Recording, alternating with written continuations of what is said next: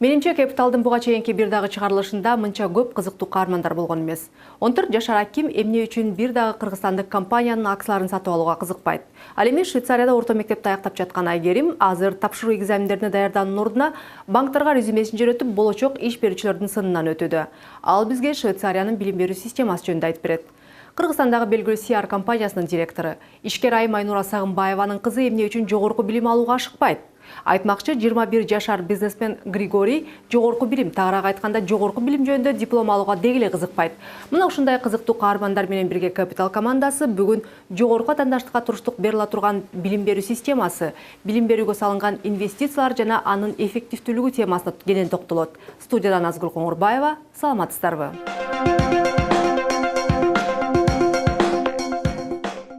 Россиялык белгилүү бизнесмен, банкир Роман Авдеев Forbes басылмасына жазып берген блогунда Орусиядагы азыркы билим берүү адамдарды креативдүү ойлонууга, тобокелчиликти алууга, проблеманы чечүүнүн күтүүсүз жолдорун табууга үйрөтпөстөн академиялык гана билим берүү менен чектелерин айткан. Бул эми советтик билим берүүнүн калдыктары жана Кыргызстандагы жагдайлар бир канча эсе төмөн экенин билим берүү тармагындагы адистер белгилеп келет. Азыркы атаандаштык күч болгон рынок шартында туруштук бериле турган адистерди даярдай турган билим берүү системасы кандай болуш керек? Бул эми чоң талкууга себеп боло турган чоң суроо. А биз болсо башкача, жаңыча билим алып жаткан каармандар аркылуу бир-эки гана мисалды көрсөтөлү дедик. Нужна точка какая-то, которую ты хочешь достичь. То есть, если акции покупаешь, надо для чего-то, чтобы компанию, может быть, приобрести, или чтобы дивиденды. А так, если просто для интереса, можно, не нужны акции, особенно в Кыргызстане. 14 жашар Аким акция облигациялар эмне экенин эле билбестен, алардын баалуулугун дагы түшүнөт. Ушул жашында эле баалуу кагаздарды сатып алып, алардан пайда көрүү жөнүндө ойлонууда. Болгону кыргызстандык компаниялар арасынан ылайыктуусун тапкан эмес. Биринекин чет элдик компанияларга көз салып жатам дейт. Да, Телеком 17 тысяч стоит. Мы хотели купить, но когда посмотрели их точное количество, просто были в шоке. Их где-то миллиард. Я хотел аэропорт Манасн, все-таки тоже не совсем большое дело. На Шоро, когда нам сказали, что это самая приличная акция, у меня что-то в голове засветилось. Но потом, как бы я посмотрел на все эти акции и посмотрел на Шоро, как акции падают каждый раз. Я подумал, ну зачем? Ну, я бы хотел, если бы заграничные были доступны, я бы хотел купить компании HTC и компании Meizu, начинающие компании, которые... У них хорошие стартапы, и на Kickstarter у них хорошо... Но HTC акции стоят $150 сейчас. Meizu стоит $40, так что довольно-таки приличная цена. Аким окуган Борбор Азиядагы европалык мектеп сыртынан караганда Кыргызстандагы башка мектептерден эч деле айырмаланбайт. Бирок ичине киргенден кийин мында балдарга башкача, жаңыча билим берилерин түшүнөсүң. Мында окуучулардын Нил дарыясынын узундугу канча же болбосо Шекспир качан туулган деген жаттама маалыматтардан тышкары реалдуу билимдерди алышат. Мисалы, экономикалык уклонду тандаган окуучулар экономикалык гана терминдерди чечмелебестен реалдуу экономикалык тенденцияларга көз салышат. Ну, мы проходили таможенный союз, мы проходили обвал рубля. Это была довольно-таки смешная тема, потому что когда мы проходили, рубль был 1 к 1 к сому, а теперь, когда мы сдали домашнее задание, сум теперь дороже рубля в плане доллара. И так что теперь Кыргызстан богаче России в каком-то плане, в каком-то, но мы богаче. Бирок буга ашыкча сүйүүнүн деле кереги жок дейт Аким. Мектеп окуучусунун прогнозу боюнча май айларында $1 70 сомго чаап кетиши мүмкүн. Ал өзүнүн прогнозун болсо рыноктогу тенденцияларга карап негиздөөдө. Исходя из того, что я сейчас вижу, рынок на американские товары довольно-таки большой спрос. Если раньше я покупал с американских сайтов, с Amazon, eBay я покупал, и фирма, которая привозила все это, у них было 10-20 продукций, то есть которые они товары предоставляли. Сейчас же они по 100, по 200 привозят с Америки. Сейчас все исходит от этого. У всех спрос на это. Будет дальше дешевле, да? Да, намного сильнее. Но не 100 сом, я не уверен, что 100 сом. Потому что потом продукция будет совсем дорогая, никто не будет покупать. Если только таможенный союз не понизит цены на продукты. Но все же они наоборот повысятся. Айгерим уштапта Швейцарияда билим алууда. Кыргызстандагы орто билим берүү менен европалык моделдин чоң айырмачылыгы бар экенин айтат. 4-класстан эле салык, кредит темасын өтүп, үй-бүлөлүк бюджетти чечмелегенбиз дейт. Айтмакчы, Швейцарияда мектеп окуучулары өзүнүн күнүмдүк чыгымдарын өздөрү иштеп табуу мүмкүнчүлүгү бар. Албетте, Кыргызстанда деле мектеп окуучулары иштешет. Болгону мыйзамдан сырт. Ал жакта болсо бул системага салынып мыйзам менен тескелет. Кичинекей эле жерлерге барып сураныш керек да. Мисалы бала караганы же бир мисалы полду жууганы ошондой эле да. Мен негизи болсо мен атам берип турат ай сайын. Кичине берип турат, бирок өзүм деле мындай кичине иштеп турам да. Эме түшүш үчүнчү, ошо капитет түшүш үчүнчү. Ошо капитеттерим жайында, кышында Кыргызстанга келгенде ошо бияктан көрөтөм да. Айгерим ушул жылы орто мектепти аяктайт. Билимин улантуу үчүн анын эки жолу бар. Контрагын төлөп окуу же болбосо иш менен окууну айкалыштырган системаны тандоо. Айгерим экинчисин тандап алган жана азыр жумуш издөөдө. Резюме, ошо каттарды жазып, жөнөтүп, может быть, чакырып калат собеседованияларга. Барып сүйлөшүп, анан кайра жазып коет, сизди алдык, калган жокпуз деп, кайра издеш керек. Ооба издеп атам. Уже ответтерди эметтим, алдым. Керектери жок дешти. Азыр дагы эметип атам, издеп атам. Банкка чакырышты мени. Барып 3 жолу бардым, сүйлөштүк, анан азыр дагы күтүп атам ошолорду. Бирок жакшы болот деп ошо. Резюме толтуруп расмий каттарды жазууну, жумуш берүүчүгө өзүн кандай тааныштыруу керектигин мектептен эле окутушат. Ийгиликтүү иш тапкан соң компания жогорку окуу жайларга кат жолдоп, өз кызматкеринин окуу маселесин чечет. Андан соң Айгерим окуу менен ишти айкалыштырып, жуманын 2 күнүндө окуп, теориялык билим алса, 3 күн иштеп тажрыйба топтойт. Ошо апрентисаж деп коет, ал болсо кадимкидей эле жумуштайт да. Акча алат, кадимкидей эле работникке окшоп кирип, эртең менен келет, кечинде кетет. Бирок ошол акчага эме дагы кылса болот. Өзүнчө нерселерди алса болот, квартираны эме төлөсө болот, тамак ашты, мындай энатаңан мындай сурабайсың да, өзүңө жетет негизи. Кыргызстандыкына салыштырганда бул таптакыр башка система. Бизде кадрлар 5 жыл окуп, колуна диплом алып, анан иш издесе, Айгерим алгач иш менен камсыз болуп, анан ошого жараша окуу маселеси чечилет. Демек, Айгерим жогорку окуу жайды бүткөн соң, эми кайда барып иштейм деген проблема менен бет келбейт. Кыргызстандагы банктардын балдардын депозити боюнча көбүрөөк пайдалуураак сунуштаган банкты тандап алдык. Анда жылдык пайыздык ставка 13%, ал эми капитализация жылына 3 жолу болот. Эгерде көп убакыт боюнча депозитке улам акча салынуу улантылса, анда жыйынтыгында негизги салынган акчадан пайыздык киреши ашып кетет. Ал сиздин банкыңыз капитализацияны канчалык көп кыла тургандыгынан түздөн-түз байланыштуу болот. Башкача айтканда, пайыздык киреше негизги суммага кошулуп, кийинкисинде ошол проценттен да проценттик киреше таба баштайсыңар. Демек, убакыт өткөн сайын проценттик кирешелер негизги суммага кошулуп, проценттик пайда көбөйө бермекчи.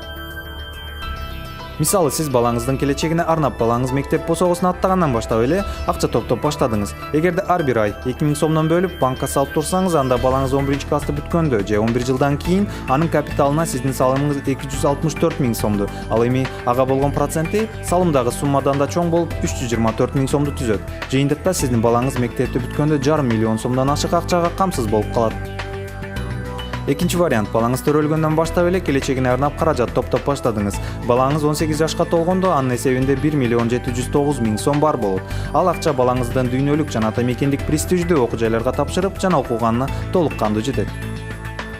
Эми үчүнчү вариант, сиздин балаңыз өз күчү менен эле жакшы окуп, бюджеттик орундарга илинип окуп калды. Анда сиз окуу жайын бүткүчө деп айына 2000 сомдон бөлүүнү уланттыңыз. Окуусун бүтүп кесипке ээ болгондо анын эсебинде 3,5 миллион сом болот. Чынында мындай белекти ар бир эле бүтүрүүчү эңсек болушу керек. Анткени ал акча аркылуу турак жай, автоунаа же бизнес ачууга старттык капитал болуп бермекчи. Бул каражаттардын ичинен сиз 552 000 сом чогултасыз, ал эми 23 жылдык пайыздык киреше 2 800 000 сомду түзмөкчү. Кыргызстанда жүргүзүлгөн иликтөөлөр көрсөткөндөй, кыргызстандыктар билимди, айрыкча жогорку билим жөнүндөгү дипломду баалайт. Ата-энелер балдарына диплом алып берүү үчүн акыркы уюн сатууга да даяр экенин СИАРдын изилдөөлөрү көрсөткөн. Мына ушул иликтөө агенттиктин директору жана жөн гана апа Айнура Сагынбаева баланын келечегине туура кам көрүү сырлары менен бөлүштү. Биз орточо сандарды алып караганда жылына 25 000 студент жогорку окуу жайды бүтүп, колуна диплом алат экен да. Анын ичинен мына ошол СИАР силердин компания жүргүзгөн иликтөөдө 70% ушул ишке орношо албайт деген маалыматтар келтирилген. Ошону эсептеп көрсөк, жылына ушул 17,5 000 жумушсуздардын катарын толуктайт экен. Дипломдуу жумушсуздар да булар. Эгер бир университетте 5 жыл окуйсуң да, ошол 5 жыл менен эсептегенде бул дээрлик 90 000 киши жумушсуздар биздин коомду толуктайт экен да. Менин оюмча бул бүгүнкү кыйын кырдаал болуп турганына карабастан, бул объективдүү нерсе деп ойлойм да. Анткени бул маалымат бизге бир нерсени көрсөтүп жатат. Биринчиден, биздин карапайым элибиз окуу жайы, билим берүү тармагы бекер эмес экендигин бүгүнчө түшүнүштү. Демек бул маанилүү да болсо керек эң биринчи этапта. Абдан маанилүү. Бүгүн ушул маалыматтарды карап көрсөк, биз көрүп атабыз, бүт эле ата-энелер бүгүн мектеп үчүн, университет үчүн төлөш экенин түшүнүштү биринчиден. Экинчиден төлөп жатышат. Эми бирок кийинки этабы мына ошол салынып аткан инвестициянын эффективдүүлүгүн эсептеп чыгуу деген нерсе болсо керек. Кээ бир ата-энелер ой, любой вузга бара берсин, анткени диплом болсо эле болду деп ойлонушат да. Аны эффективдүүлүгүн эсептеш үчүн жооп керек. 4-5 суроого жооп керек. Биринчиден, эгерде ушул университетти же институту бүтсө, менин балам жумуш таап алабы? Биринчи суроо. Таап алса, айлыгы кандай болот? Үчүнчү суроо, анын келечеги кандай болот? Ушул 4-5 суроого жооп алсак, анализ жасап көрсөк, ошондо менин оюмча биз уже бүгүн коротуп жаткан акчабызды өзүбүз управлять этип, өзүбүз ушуну эффектүү результатын ала алабыз деп ишенем да. Бирок андай маалымат бүгүнкү күндө жок болуп атат. Анткени андай изилдөөлөр менимче жүргүзүлө элек. Ага да бир топ каражат керек. Башка бир изилдөөнү карап көрсөм, 14-жылкы изилдөөнү, ушул мигранттардан келген акчанын 28% тойго кетип атат. Демек, акчабыз бар. Ушул акчалардын арасынан билим берүүгө салынган инвестициялар бар бекен? Аз эле. Ушул бүт мигранттардан келген акчалардын арасында 19% эле билим тармагына эле жумшалат. Биз сиз менен азыр көбүн эсе жогорку билим берүү жөнүндө сүйлөшүп жатабыз. Ага чейин деле ошол мисалы үчүн мектептен тышкаркы билим берүү деген көп нерселер бар да. Сиз дагы буга чейинки бир сүйлөшүүлөрүңүздө айттыңыз эле, мисалы үчүн чынында ата-энелер балдарын жеке мектептерге бергенден дагы акчасын аябышпайт. Андан тышкары кошумча кандайдыр бир курстарга дагы акчасын аябышпайт. Бирок келип эле ошол нерселердин эффективдүүлүгүн текшерүү, көзөмөлдөө деген нерсенин болбой атканы жөнүндө. Биз коротобуз, бирок анын жыйынтыгы эмне болот? Биз жазган курс эффектүү, балам сүйлөй баштадыбы, ырдай баштадыбы, анын деңгээли көтөрүлүп атабы, ошого да бир көңүл бурсак, анда биз короткон акчабыздын жыйынтыгы башкача болмок. Анткени ошол бизнесте ошондой да, акчаны контролдобосоң жыйынтыгын албайсың. Жанагы эле коротуу эч качан жыйынтык алып келбейт. Эми сиз өзүңүз дагы апасыз да, бул маселеге абдан түшүнүктүү, жакын болсо керек. Сизге мындай сезилбейби, кандайдыр бир деңгээлде бул бир мындай ата-энелердин бир ошол боштукту толтуруу аракети катары да? Мисалы үчүн көпчүлүк ата-энелер жанагы сырткы акча табуу үчүн чыгып кетет дегендей, бул өлкө ичинде деле иштеп колдору баягы бошобойт балдарына көңүл бурганга деп, анан ошону баягы ошол нерсени толтуруш үчүн эми мынакей мен курска жиберип атам деген сыяктуу бир мындай ошондой сезилбейби? Ошондой сезилет. Анткени азыр мен бир топ мектептер менен иштеп атам. Ата-энелердин ар кайсы курстарга, анын ичинен английскийге бир топ акча коротуп атышат. Бүт эле мектептерде ошол кошелегуна жарашабы, жараша эмеспи, бардык эле ата-эне ошол мектептен тышкары дагы бирдеме берсем деп умтулуп атышат. Бирок ошол сүйлөшүүлөрдө, жана маектештерде, собранияларда карап көрсөм, бардык эле мен акчаны төлөбөдүм, менден сизге дагы эмне керек деп ушинтип шашып, консультацияларды укпай, балдарга көңүл бурбай эметип атышат да. Ошо мен акча төлөдүм, ошо менин ишим бүттү. Бирок дагы бир жолу кайталам, инвестиция бул жалаң эле акча эмес. Өзгөчө биз билим берүү тармагына карасак, бул жалаң эле акча эмес. Акча жагы бул менимче даже экинчи орунда.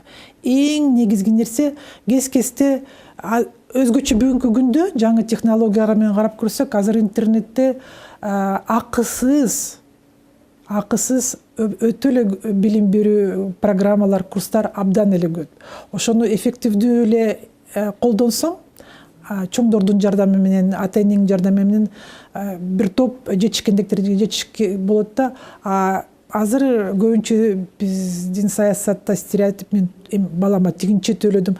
Анан дагы карап көрсөңүз, ата-энелер тойго барганда биз кандай сүйлөшөбүз? Менин балам тиякта окуйт, көрдүңүзбү, мен көптү. Мен кызым тияка бердим, бияка бердим деп ошол эле нерселерди баса белгилеп кетишет да. Бирок мисалы мен анда чанда гана ойлогом да, мен балам менен театрга бардым, балам менен 2 саат тоону кыдырдык, бул маселени сүйлөштүк, маектештик, менин балам ою тигиндей экен, менин кызым тигини максат кылат экен, менин баламдын ой жүгүртүшү башкача турбайбы, мен ошого абдан сүйүнөм же капа болом деген сөздөр анда чанда эле кезишет. Ошондуктан мен дагы бир жолу кайталап кетет элем, билим берүү тармагына инвестиция бул жалаң эле акча эмес.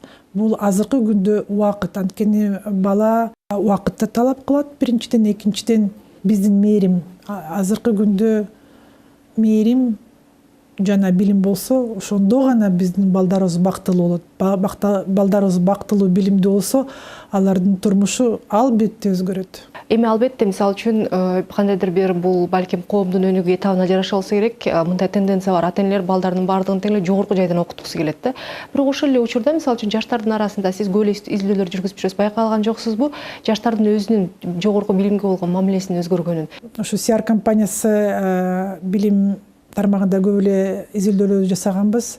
Мен өзүм бир нече жаштар менен фокус группаларды өткөргөм, анткени бул тема мага абдан жакын, кызыктуу. Ошо айыл тармагында мени абдан кубандырган бир топ фокус группалар өткөн. Ошо айылда жашаган балдардын ой жүргүзүүсү абдан жакты да. Бир топ балдар мындай деп айтып атат: мен эгерде ушул бир вуздан диплом алсам, бул мага иш тапканга жардам бербейт.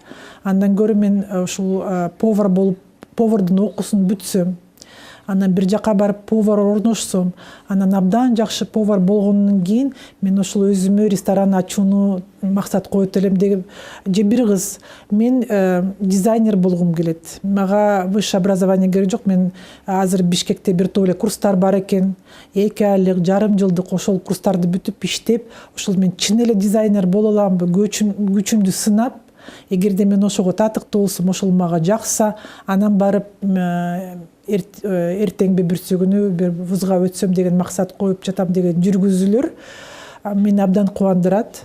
Демек биз чын эле негизги бир деңгээлге өтүп жатабыз. Ошо жаштар дагы ошо өздөрүнүн астында суроолорду коюп жатат. Мен бул дипломду алсам каяка иштейм? Кийинки этабы балким бул ошол билим берүүнү канчалык эртерээк баштоо керек. Бул инвестиция салууну эртерээк баштоо деген маселе болсо керек. Анан дагы бир нерсе, мисалы үчүн бул биздин балким менталитеттенби, айтор мисалы үчүн ата-эне баласына сөзсүз жогорку билим бериш керек деген нерсе бул коомдо орношуп калган. Аны менен катар балдардын да аң сезимине орноп калган да. Бирок чындыгында дүйнөлүк мисалдарды карасак, ал жакта балдар өзүнүн билим берүүсүнө өздөрү акча табышат да. Бизде бала деген 40 жашка чейин бала болуп жүрө берет да. Үй бүлөсү болсо деле бала ошого жардам беришибиз керек.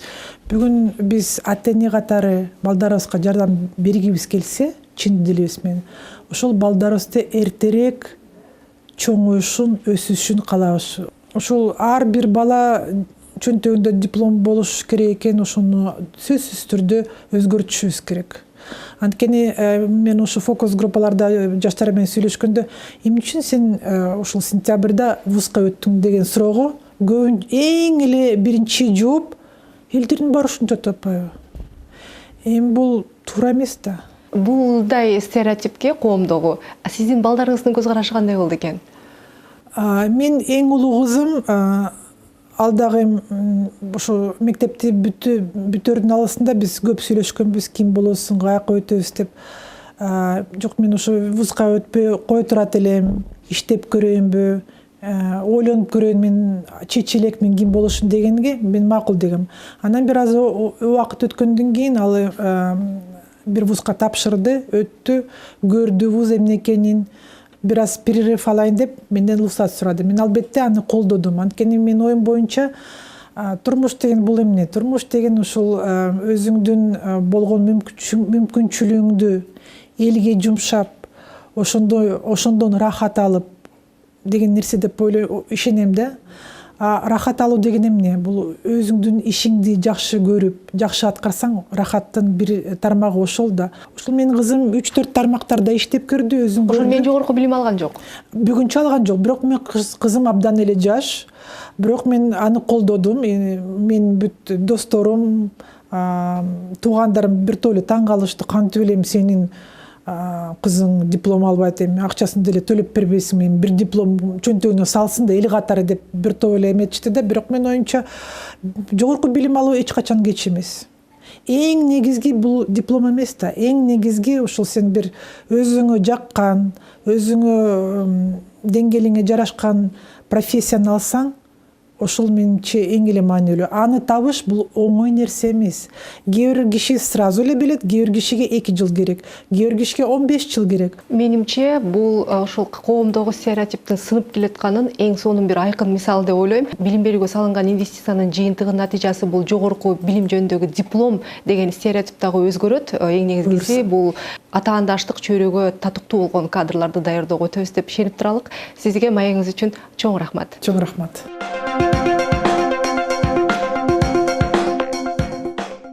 Ийгиликке жетүү үчүн жогорку билимдүү деген дипломдон мурун эмгек жана изденүү керек экендигинин дагы бир мисалы менин бизнесим рубрикасынын бүгүнкү каарманы Григорий Дзогоев. Ал бычмачылык жана тигүүчүлүк курсун ачып, элдерди окутуу менен акча табат. Өзү деле билим алууну пландайт, болгону анын баасы жыйынтыгына туура келиши керек дейт.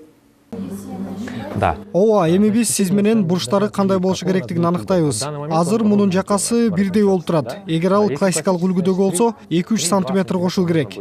Вы здесь учитесь с нуля, только практика. Здесь нету теории, то есть это не как... Сен бул жерде бардыгын башынан баштайсың, жалаң гана практика жүзүндө. Бул жерде отуруп алып, конспект жазып, теория менен электенбейсиң. Бизге бир киши кездеме менен келип, юбканы тигип, аны кооздойт дегендей. Бул практикалык нерселер. И ушел в ней. То есть такое тоже было. Это колоссальная возможность для людей начать экономить. Үнөмдөөнү баштоо, жеке бизнесин ачуу үчүн бул аябагандай чоң мүмкүнчүлүк. То есть шитье это же не только одежда, это еще и аксессуары. Тигүү, жасоо деген жалгыз кийимге гана таандык эмес да. Аксессуар жана башка нерселерди пайдаланып, 130-150 сом коротуп деле баалуу сумка жасаса болот. Бул колдо жасалган үчүн аябагандай сонун эмоцияларды тартуулайт. Андан тышкары аял кийимдерин тигүү. Мисалы, Татьяна аттуу шакирт кызыбыз бар. Анын группасындагы кыздар аял кийимдерин тигүү деңгээлинде. Таня жаңы жылда өзү тиккен кийимин кийип, бул унутулгус сезимдерди тартуулайт деп кубанды. Вещи, которые ты сам отшил. Ткань вот я за 150 взяла. Ну нитки по 30 сомов. Все. Немного. Ну, в сумме посчитай. Нитки, конечно, остались, да, еще обрезки ткани остались. Сколько? 2 метра, да, взяла? Ну, 350. Самое 400 много, самое да, дорого да. обошлось. Колоссальная экономия, потому что идет накрутка на каждое пальто. Есть бренд, допустим, пальто. Мисалы, пальто. Ал орточо эсеп менен 10 000 сом турат. Пальтонун сырт жагына 3 метр кездеме талап кылынат. Айталы 1 метри 1000 сомдон. Ичине болсо 1 метри 200 сомдон болгон 3 метр кездеме алабыз. Ошондо 3600 сом каражат жана аны тиккенге 5 саат убакыт кетет. Дагы аны тиккен убакытка 500 сом кетти деп айталы. Ошондо жалпысынан бир пальтого 4000 сом короттук. 500 сомов, да? В общем, 4000 сомов у вас ушло на производство собственного пальто. Уже 130 человек обучено. Азыр 130 окуучу үйрөнүп бүттү. Үйрөнүүгө келгендер айына 4900 сом төлөшөт. Толук курсту окуу үчүн 9800 сом төлөө керек. Муну аз акча деп айтууга болбойт. Бирок ал өзүн өзү актайт. Эң күчтүү, эң маанилүү инвестицияны өзүңдүн билим алууга жумшашың керек деп ойлойм. Бирок бул жерде кандай билим аласың? Ага төлөнө турган акча өзүн актайбы? Ошону ойлонуу керек. Но я не собираюсь учиться. Мен жогорку билимдүү эмесмин. Ошентсе да окууга ашыккан жокмун. Борбор Азияда билим алуу кымбат турат деп айтар элем. Биринчиден, мен ала албаган билимим үчүн акча төлөйм. Экинчиден, убакыт коротуш керек ага. Менимче бир кесиптин ээси болуу үчүн 5 жыл окуунун кереги жок. Хирургтар 9-10 жыл окуй берсин. Алар адамдын өмүрүн сактоо менен алып турушат. Я считаю, что бизнес это... Менин оюмча, бизнес эмне менен алектенүүнү кааласаң ошол нерсе. Мен баарына дайым айта берем. Эгер мага көчө шыпыруу жакканда, мен муну жасамакмын деп. Атүгүл Бишкек көчөлөрүн тазалап шыпырган фирмада ачмакмын. Болгону сен эмнени каалап жатканыңды билишиң керек. Билим берүү багытындагы бизнес эң оор бизнестин түрүнө кирет. Себеби ар бирин окутушуң керек, убакыт керек. Андан тышкары сен берген билимиң үчүн жооп бересиң. Те знания, которые ты дал. Мына ушундай жөн гана жогорку билимдүү деген адистер эмес, чыны менен эле билимдүү адамдар ийгиликтерге жете алат. Кандай болгон күндө дагы билим берүүгө инвестиция салуу маанилүү. Андан дагы маанилүүсү бул инвестицияларды туура багыттоо. Ишиңизге ийгилик.